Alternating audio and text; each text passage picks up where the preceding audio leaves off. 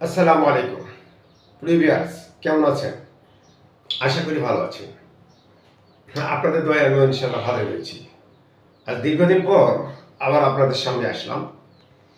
আজকে মূলত নতুন একটু সুখবর নিয়ে আসলাম মালয়েশিয়া যারা প্রবাসী রয়েছেন এবং যারা নতুন করে আসবেন তাদের জন্য। মালয়েশিয়ায় চালু হচ্ছে মাল্টিপল এন্ট্রি ভিসা। অনেকেই জানার ইচ্ছা আসলে মাল্টিপল এন্ট্রি ভিসাতে কি সুবিধা ভোগ করবেন, আমরা কি সুবিধা পাবো। আর আগে যেটা কলিং এন্ট্রি ভিসা যেটা ছিল, সিঙ্গেল এন্ট্রি ভিসা, সেটাই বা কি?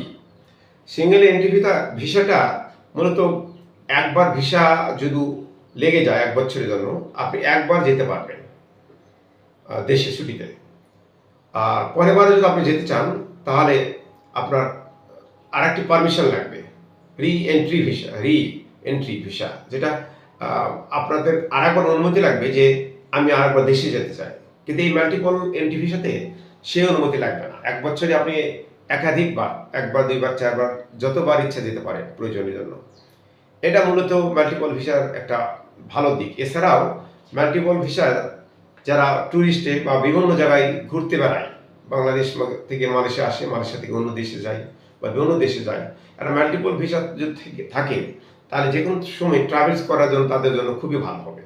কারণ তারা সিঙ্গেল এন্ট্রি ভিসাতে তেমন তারা এই সুবিধা পায় না যেটা মাল্টিপল ভিসা থেকে পাবে আর কি। সুতরাং মোটামুটি মাল্টিপল ভিসাতে অনেক উপকার আসবে বাংলাদেশ প্রবাসীদের জন্য। মানুষের মাল্টিপল ভিসা অলরেডি চালু হয়েছে, যারা ভিসা পেয়েছে যারা, তাদের হয়তো পাবে না, কিন্তু নতুন করে যারা আসবে এবং যারা নতুন করে আবার আবার ভিসা লাগবে সামনে, যারা সিঙ্গেল এন্ট্রি ভিসা আছে লাগবে, তাদের সবারই মাল্টিপল এন্ট্রি ভিসা হয়ে যাবে। সুতরাং আমরা এই সুবিধা অবশ্যই আমরা ভোগ করব। আর মাল্টিপল ভিসাতে আরও কি কি ধরনের সুবিধা পাওয়া যেতে পারে, পরবর্তীতে হয়তো আরও তথ্যগুলো পাওয়া যাবে, তখন জানানো যাবে।